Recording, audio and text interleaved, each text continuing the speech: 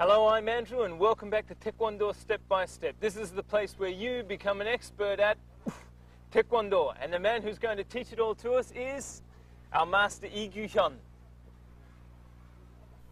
Now yesterday we learnt the straight punch and we learnt about the back punch, but what are we going to learn today? Yes, yesterday I taught you about a 주먹 and a 등주먹. When making 주먹, your 등주먹 should be lined up with the forearm, and the forefinger and the middle finger should be in a right angle with the back of your hand. Also, I told you that this 주먹 is only used for punching. With 얼굴 지르기, you attack your opponent's dimple in the upper lip. With 치지르기, you attack one's jaw, or with 돌려지르기, you attack the sternum just above the stomach. The 등주먹, the upper area near the bones of the forefinger and the middle finger, is used to strike forward such places as the dimple, the soft spot in the upper lip, or your opponent's temple, another vital spot of the body. Okay, so that's the first one and the second one. Now, what's the third one? What will we learn today? That's a good question. Today, you will learn first about 매주먹. The 매주먹 refers to the bottom part of the fist. The way to make 주먹 is the same as others, but the areas around the joints of the little finger and the wrist are 매주먹. We usually use 매주먹 to hit, although it can also be used to block. When your opponent grabs your hand or you grab your opponent's hand blocking, you can't really pull your hands away. So in this case, you hit the head area. You hit the head area of the opponent as you pull your hand away. Okay, but what happens if he's too tall? That's another good question. If a person is of the same height, you can attack the vital spot on his head. Even if a person is much taller, you can attack the middle of the forehead, another vital spot on your body. And also, stepping to one side, you can also hit the forearm of an opponent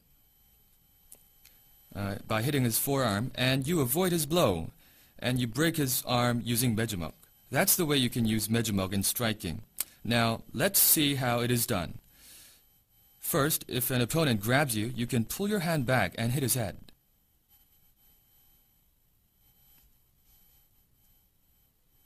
Next, you can hit the joint of the forearm as an opponent attacks.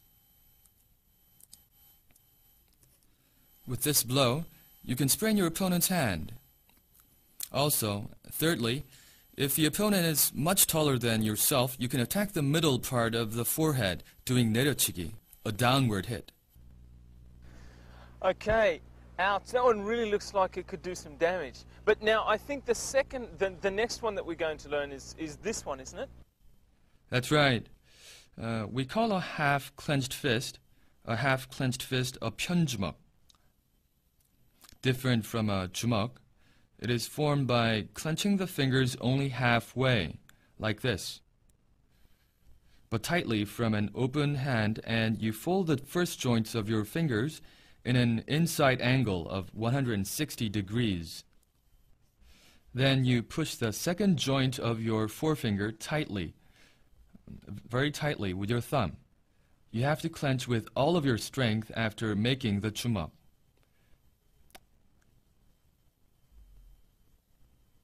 Rather than punching a person with the knuckles of the four fingers, you punch a person using the joints of the forefinger and the middle finger.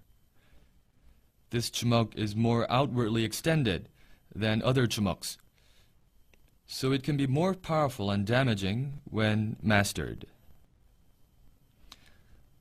With the knuckles that protrude, you can stab your opponent's soft spots and do major damage. Even though 편주먹 is usually used in punching, it can be used in many different ways. It can rake and scratch the target. Also, it can slash the target like a knife. Now, let's look at how 편주먹 is used. Let's take a look.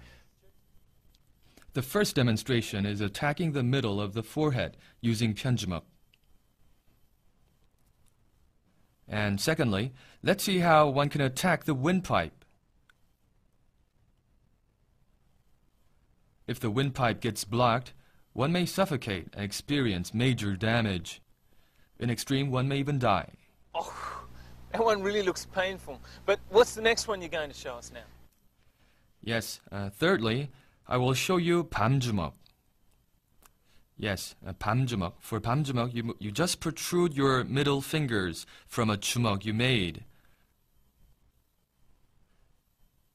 As you make the 밤주먹, your thumb has to support the middle finger. Otherwise, your middle finger will be pushed in as you attack. So you have to support it very tightly. You use the protruding part to attack rather than the 주먹. And this is one of the more powerful 주먹s since it can penetrate the targeted areas.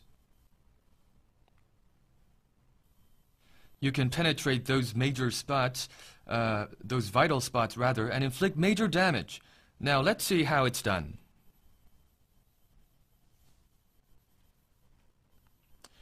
That is a 지르기 on the temple.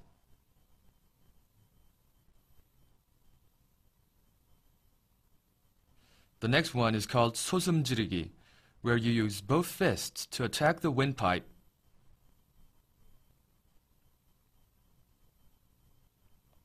And the latter one is done on the soft spot on the side of your body, the same way.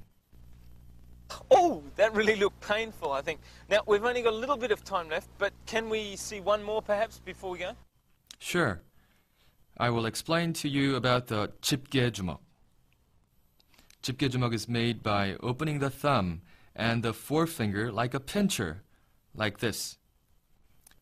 Even though you may think that your pincher would reach the target first, it's actually the second joints of the remaining three fingers that reaches the target first.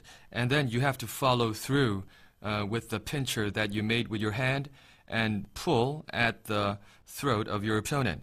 This is especially done on the throat, and the pinchers are used to hold the throat very tightly.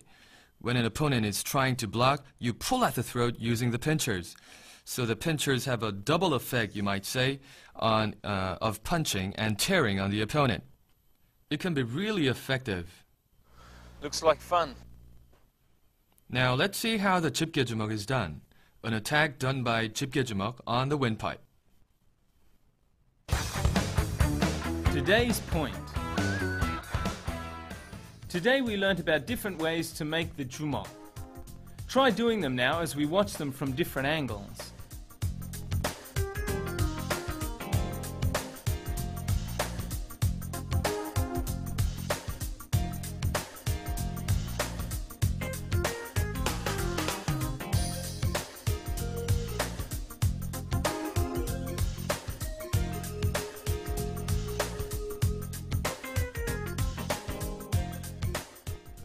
It's surprising how many different hand actions there are in Taekwondo.